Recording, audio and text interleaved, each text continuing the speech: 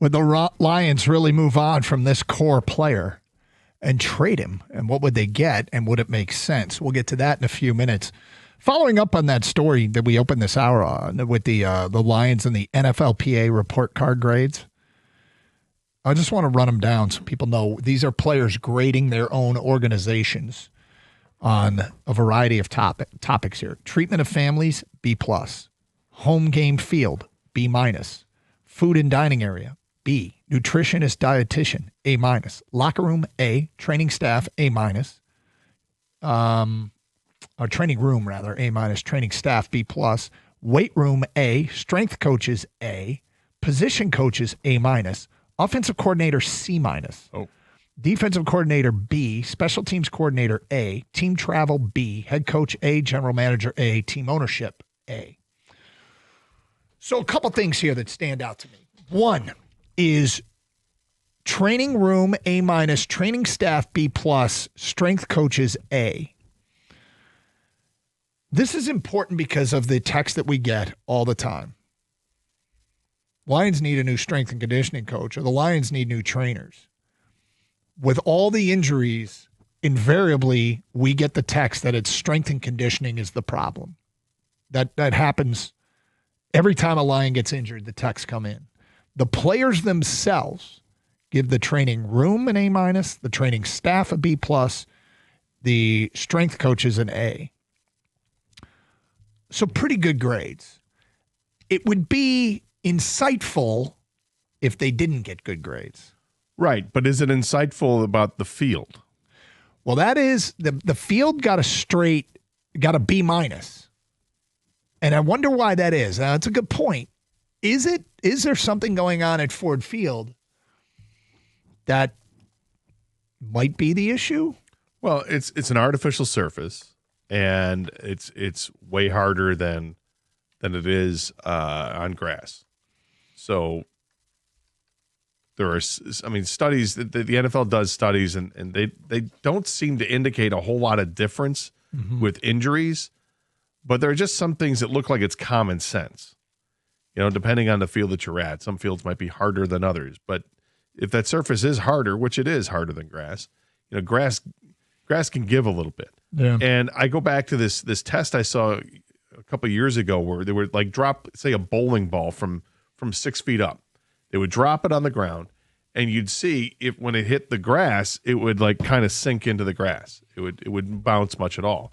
But you drop it on an artificial surface, and it bounced. Yeah. You know, and this was for a concussion test. So it tells you that, okay, maybe the data doesn't show up, but if I'm watching this test here, how am I not supposed to think that surface is going to be worse for concussions? The league has spent so much time concerned about concussions, and rightfully so. Yeah. But the really difficult injuries that people are dealing with, the ACLs are still rampant, but the Achilles injury is the one that over the last 6-7 years has really gotten out of hand. And I'd love to have a study done by the NFL and maybe some other leagues. I'm sure the NBA would like to know what's going on with there because they got an Achilles problem too. Why is Achilles rearing its ugly head in today's professional sports where 20 years ago it was just a kind of a freak thing? Okay, so just taking a look at this too, and I think it's kind of interesting because every stadium got ranked on their home field. The players were ranking their home field. There were 4 F minuses. F minus? Yeah. They went to Tennessee, grass field. Wow. Tampa, grass field. And the Jets and Giants, which is an artificial surface. I know that Heinz Field got a terrible grade. That's grass field. What about Carolina? Carolina got a straight F. And better than F minus, Gator. Yeah, it is better than F minus. Better than a 3-pronger. Now, I Google search NFL stadiums with real grass, and Carolina is listed as one of them, but it says field turf. I thought field turf was not real grass. Let me see if I can clarify whether Carolina is grass or not. I do remember when the Lions played there a couple of years ago. They said it was the worst surface they'd ever played on. Absolute worst. Field turf is a brand of artificial turf playing surface. Yeah, I don't know why they're on the list of grass fields, but so that's intriguing.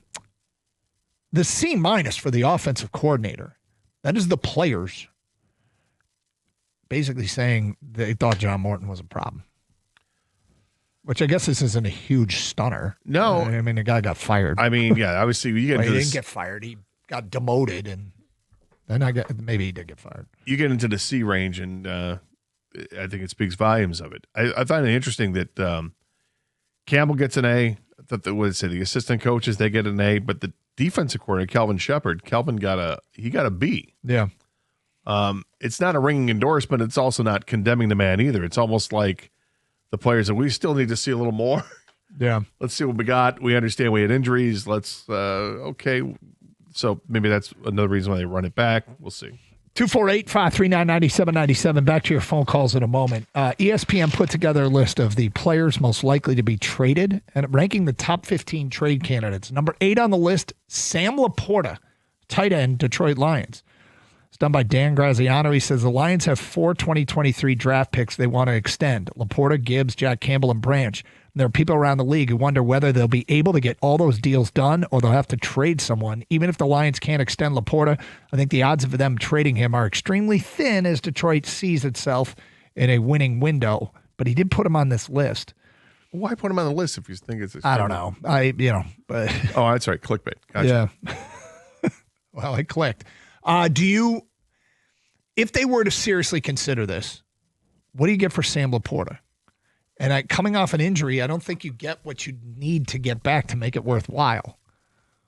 I mean, if you were to trade him, I would imagine that the talk from the team trying to acquire him would have to probably start with a 3rd-round pick. Yeah. And think that they feel that it's pretty solid ground. That's a fair offer. If you're the Lions, you're probably asking for a 2nd-round pick. I don't think it's out of the question that he gets traded. I don't think it's likely, but I don't think it's out of the question just because they did this with TJ Hawkinson in the same situation. They didn't want to pay him what he was going to get in the free agent market.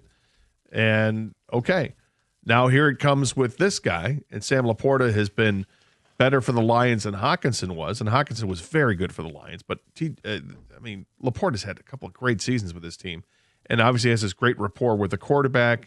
Everybody likes him, and it seems like he should be here. But how is this any different than it was 4 years ago? So 4 years ago when they traded TJ Hawkinson, they got back a 2nd-round pick and a 3rd-round pick the following year for Hawkinson and a 4th-round pick and a conditional pick. I don't remember what the conditional pick was. But that's a pretty damn good return. It's a really damn good return. And if we ask that question, okay, would you accept that trade today? First of all, how much money does it free up? I don't know what Sam LaPorta's dead cap number is. Yeah. Going into the last year of his contract, because he was a 2nd-round pick.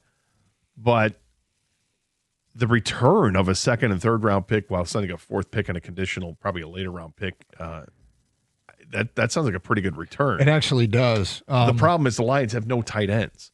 Yeah. So you definitely would have to put some capital into drafting one or signing one in free agency or two, because Brock Wright's another one who's on this roster, but he suffered a neck injury last year, right? He was out. I think he's fine now, but that's another guy they got to think about. But Brock Wright's not going to cost you a ton of money like LaPorta would. LaPorta could. He's probably looking at $20 million a year in a contract, right? Yeah, I mean, the fact that they have so many young players that they need to extend, LaPorta, Gibbs, Campbell, and Branch, I suppose the injury might make I don't want to lose any of them, but if you have to, it's probably LaPorta. If you have to. I don't think LaPorta gets traded because when mentioned at the Combine, Holmes, I think, mentioned him as one of the guys, the key pieces they want to, bring back and talk extensions with. So I'd be really shocked if they did.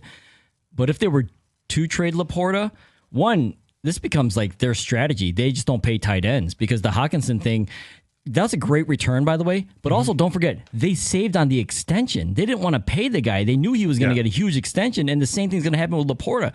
He is going to be deserved, barring everything good with the back injury, a huge extension as well. So you get draft capital, and you don't have to pay him, because at some point you got to pay the piper here. They have to save money somewhere at some point, right? They can't keep retaining all their guys at big max contracts. So I don't think they're going to trade LaPorta. I don't want to trade LaPorta. But you can't rule it out. Not completely, I guess, because they have done it before and it saves them money. It feels like, if you're asking me a likely scenario here, if they can't afford them all, it's LaPorta plays this year and then walks. Because they're still trying to win now. And, and that's the other factor, is that the Lions, when they traded TJ Hawkinson, and they traded him during the season, right? Yeah. When they made that trade, they weren't on a playoff run. It's Karsch and Anderson, Open Lines. We talk to you next. 97.1.